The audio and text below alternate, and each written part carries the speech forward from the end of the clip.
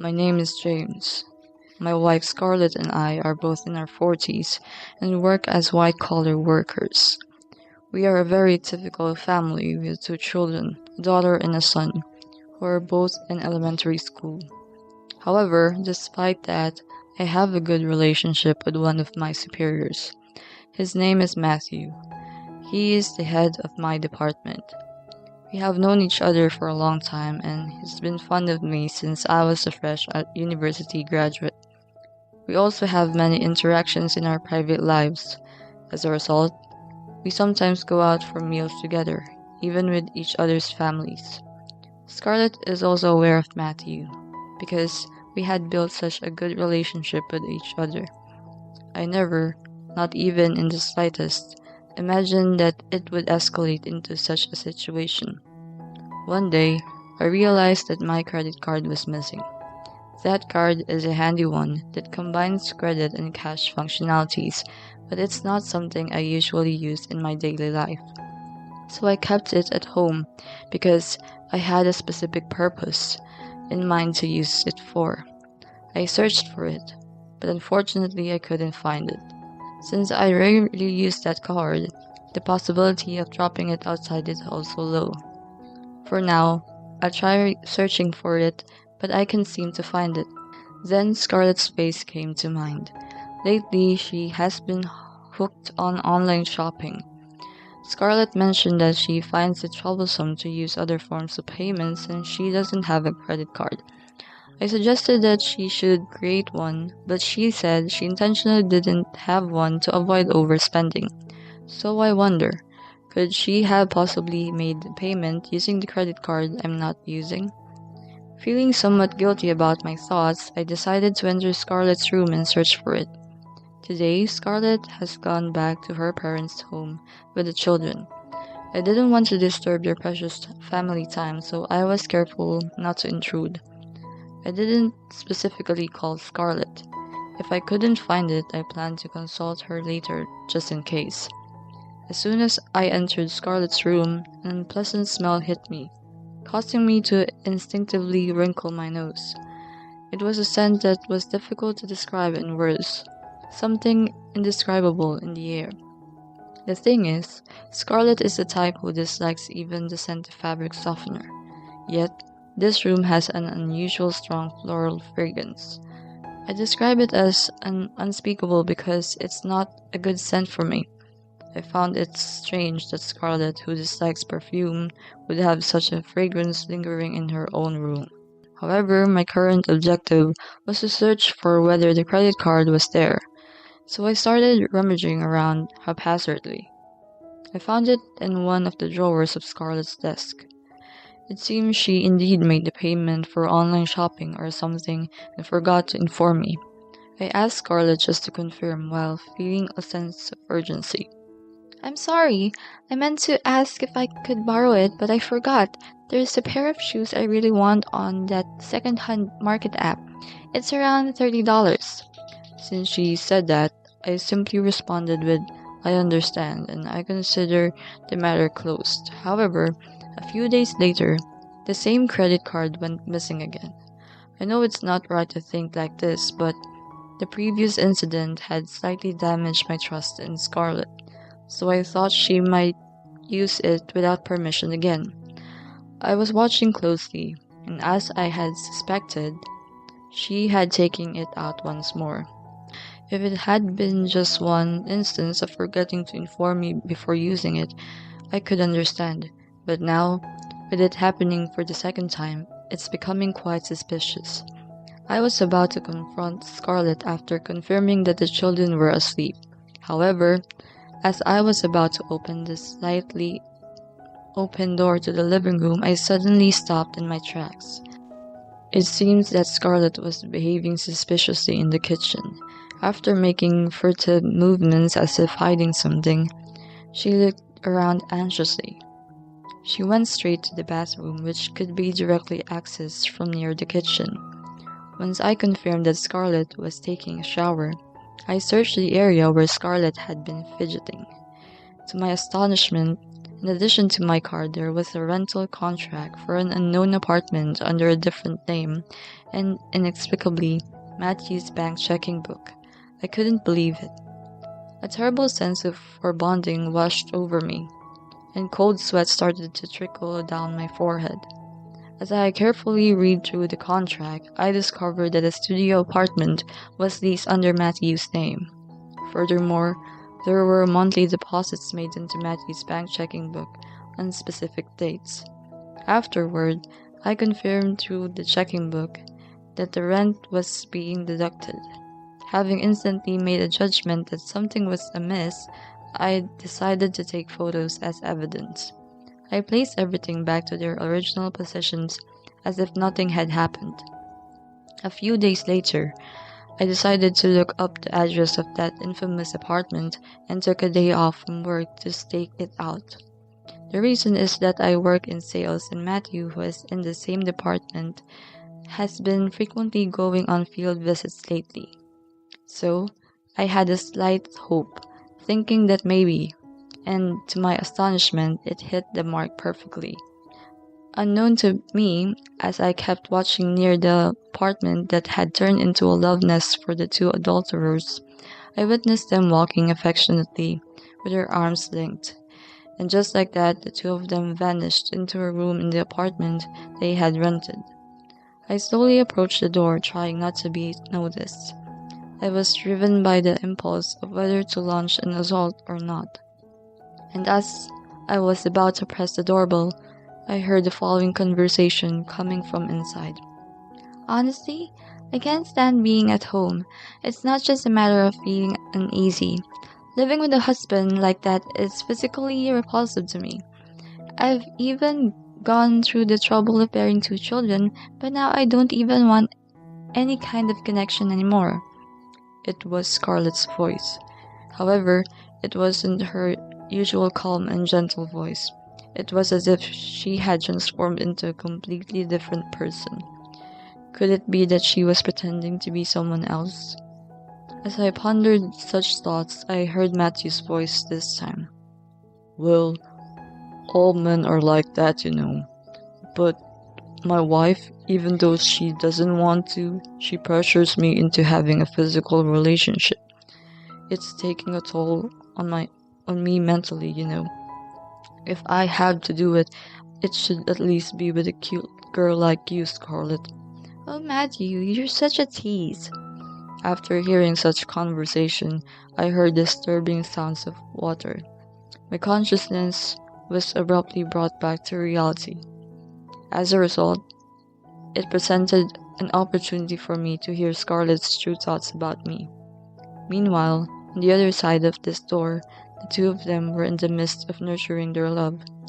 Gradually, I found myself unable to hear the sounds of their voices and the noises that reaches my ears. I decided to leave that place. Even though I had started recording video and audio on my smartphone, as soon as I found them, I had no desire to check it out. Since then, I have become unable to see Scarlett as my beloved wife anymore. She wasn't my wife anymore. I saw her as a mere roommate or the mother of our children. So, even if Scarlett tries to talk to me, I can only give curt responses like, yeah or uh-huh. I wonder if Scarlett also had grievances about that, like she did with Matthew at the apartment. My husband has been strangely cold lately. Like seriously, who the hell is he? Maybe he made a mistake at work or something. He's clumsy like that. She was venting her frustrations. Without realizing it, she didn't notice that I had set up a voice recorder. The truth is, I found a spare key within the stack of contract documents. There were probably 3 keys, and each of us had one at some point. It seems that the remaining key was being kept together with the documents. Matthew's wife is a neat freak and cleans regularly, so he said it would be bad if it was found. He seemed to have entrusted Scarlett with the storage of the evidence. Realizing that, I secretly used the spare key to install a voice recorder inside the room. As a result, I can overhear all of their conversations. Therefore, I am aware of certain things about their affair. After the children had gone to bed, I knew that Scarlett, despite being married, would go out with her friends and come here. How can both of them, despite having families, be able to do something like this? It was a mindset that I couldn't possibly comprehend. Well, let's put an end to these fears now, shall we? While gathering evidence and consulting with a lawyer, 3 months had passed since the discovery of their affair. During that time, Scarlett and her affair partner had no idea that I was secretly working behind the scenes. Even Matthew, who was fooling around, claimed to be on business trips and was shrinking work to have a good time with a married woman. I had actually planned on informing the company in a proper manner. This was my way of seeking revenge, you see. However, as the day of retribution approached, I found myself growing distant from Scarlett. I had firmly maintained my complete refusal. I had no desire to engage in any of relationship with a wife who was cheating with my own boss. Of course, I never made any advances towards her. However, it seemed like Scarlett had sensed something, because that night she slipped into my bed dressed provocatively. Hey James, don't you think we've been distant lately? I've been thinking about having a third child. What do you think? I couldn't help but sigh at Scarlett's clumsy acting and lines. Even if you say things like that, it won't make me feel better. In fact, it just exhausts me. However, Scarlett, who had no way of knowing about my current state of mind, continued on. Hey, why don't you spread your seed even more? She dropped a shocking bombshell like no other. If it were back around the time when we got married, it would have definitely knocked me out. But now, it just feels disgusting to me. However, the desire to retaliate against Scarlett, who has been hurling insults at me all this time, overwhelmed me. Understood. Leave it to me. I said that. Then Scarlett, even though she didn't really want to be intimate with me, put on a happy smile on her acting and tried to embrace me. But as she attempted to do so, I turned my back to Scarlett and went to sleep. This surprised Scarlett, as expected, but I had made up my mind to play dead. Well, what's wrong with you? I don't get it anymore. I'm going out for a drink. She said that and actually left. Though I couldn't follow her since it would be right to leave the kids behind, I had a rough idea of where she might be going. I decided not to delve too deep into it on purpose. Anyway, Scarlett would probably invite Matthew again tonight and have a good time. That's what I thought as I drifted off to sleep. And then, the fateful day arrived. Today is Sunday, and the weather is clear. I had already talked to Scarlett's parents about her affair and informed them about the possibility of divorce. They were shocked by Scarlett's actions and came to apologize to me, so I decided to make one request. After divorcing Scarlett, I intend to take custody of the children. Lately, Scarlett has been neglecting household chores and childcare and indulging in an affair with my boss. Saying that, Scarlett's parents nodded apologetically. Observing their response, I continued. If it comes to a serious legal battle and goes to court, please support me. I also want you to testify about Scarlett's behavior. Please, I'm begging you. As I lowered my head and said that, my in-laws promised to cooperate with me. They already know about the current plan and the future course of action, so today I decided to leave the children in their care. Of course, Scarlett, who had no way of knowing about this, had been using it as an excuse all along. I have plans to go on a picnic with friends from the morning, so can you take care of the kids? She said. I deliberately pretended not to know anything and nodded in agreement to Scarlett's words. I saw Scarlett off this morning, and immediately after that, after leaving the children with my in-laws, I quickly finished shopping and rushed to the infamous apartment. Once there, I started working on something in front of the room. Several hours later, after enjoying their date outside, the two of them arrived at the apartment, their love nest to reach the climax. and as they met my gaze while I was sitting at the entrance, they noticeably started to tremble with clear unease. Why, why is James here? As I turned my gaze towards Matthew, who was standing next to Scarlett, I noticed his face had gone beyond pale and turned white, even more so than Scarlett's. Didn't you tell me yesterday? Spread your seed even more? Look, I've done exactly as you wished, spreading my seed. Saying that, I pointed at the platter. What was that what you meant? Both Scarlett and Matthew were left speechless by my unpredicted action. But since I was told to spread my seed, I simply prepared everything for a home garden as you desire. I went out of my way to visit the garden center to get plants, soil, and various other things for it. I could at least be a little happy about it, I jokingly said. Since when did you know? Scarlett didn't go along with my joke as expected. Well, it's more accurate to say that she didn't have the luxury for such lightheartedness. Until now, I had also engaged in conversations with a casual and joking tone. However, Scarlett's certainty touched a nerve, causing me to instantly put a serious face. Seeing my expression, both of them took a slight step back. Without further ado, I proceeded to present the evidence. Even though the apartment is under Matthew's name, I assume you, Scarlett, are secretly paying the expenses from my savings, right? And what about the credit card?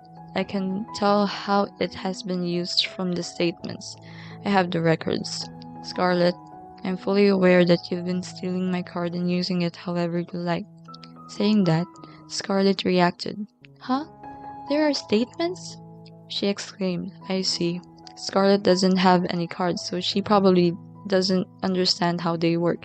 Yet, not considering the possibility of being caught through credit card statements is beyond having a delusional mindset. Now, as I pondered how to bring this matter to a solution, Matthew opened his mouth with an unapologetic expression.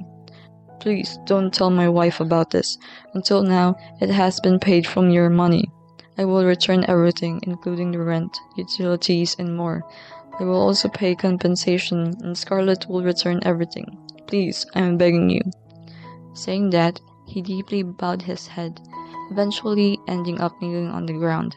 I just thought it was pathetic that someone who was the head of a department would have an affair with his subordinate's wife, get caught, and then get down on his knees as a result.